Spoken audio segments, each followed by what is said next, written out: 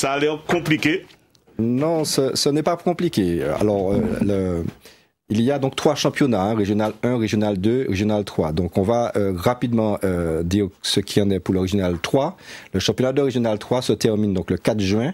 Il n'y a pas de modification de règlement. Les 2 premiers vont accéder à la Régional 2. Pour ce qui est du championnat de Régional 1 et de Régional 2, il y a des choses qui ne changent pas. Les 2 derniers de chaque poule de Régional 1, le 9e et le 10e, c'est-à-dire 4 équipes, seront relégués en Régional 2 à la fin de la phase 1.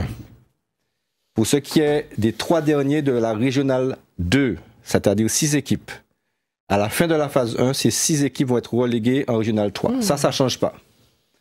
Maintenant, qu'est-ce qui va changer? Ce qui va changer, c'est le format qui va permettre de déterminer le titre de champion de Régional 1. Dans un premier temps, le 2e de la poule A va rencontrer le 3e de la poule B sur un seul match, format coupe. Il y aura un vainqueur. Le 2e de la poule A va rencontrer le 3e de la poule B. Je crois que je déjà dit la même chose. Oui, enfin, vous avez compris. C'est le 2e de la poule B qui rencontre le 3e. Merci, José.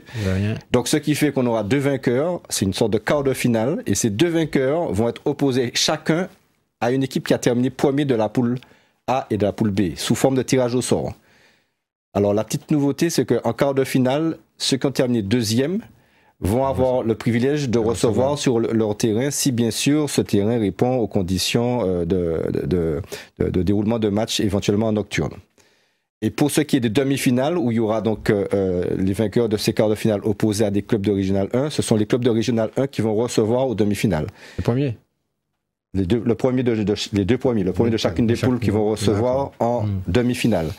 À l'issue de ces demi-finales, il y aura donc 2 vainqueurs. Ils vont s'opposer sur un terrain désigné par la commission en finale. Et le vainqueur de cette finale sera déclaré champion de la Martinique, Régional 1, Trophée Gérard Janvion, pour la saison 2021-2022. Ça, c'est pour le titre de la Régional 1. Pour ce qui est de ce qu'on a appelé le barrage, accession de R2 vers R1 ou bien maintien, pour ceux qui sont encore R1, cela va concerner 8 équipes. Le 7e et le 8e, de chacune des 2 poules de R1, c'est-à-dire 4 équipes. Ces 4 équipes de R1 vont se rencontrer entre elles sous un format coupe. Le 7e de la poule A va être opposé au 8e de la poule B, sur le terrain du mieux classé, c'est-à-dire le terrain du 7e. Le 7e de la poule B va rencontrer le 8e de la poule A. Il y aura donc 2 vainqueurs. En Régional 2, le 2e de la poule A va rencontrer le 3e de la poule B.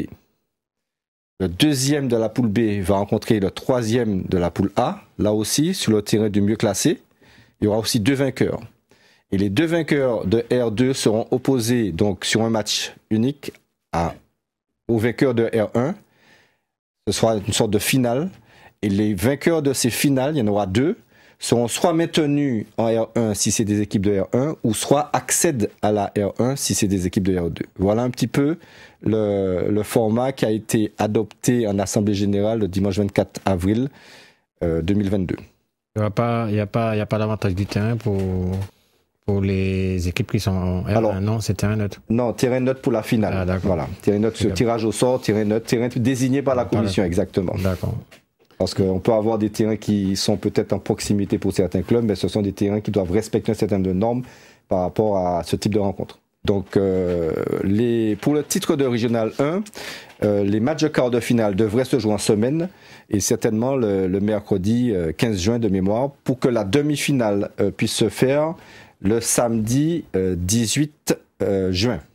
La finale se jouait le samedi 25 juin. Alors, je parle en termes de jours de match.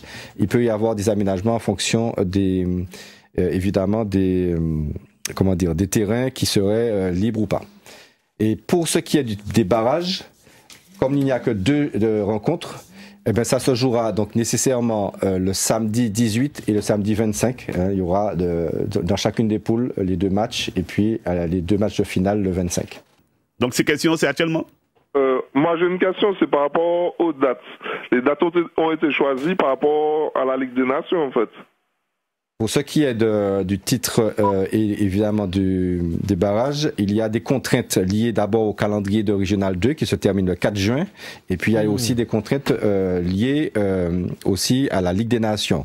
Ne pas oublier que pour effectuer soit des titres, soit des matchs de barrage, il faut que les classements soient homologués et qu'il faut qu'on ait purgé tous les contentieux et souvent ça prend au minimum une semaine voire 15 jours. Donc de toute façon, on n'aurait pas pu jouer plus tôt que ça.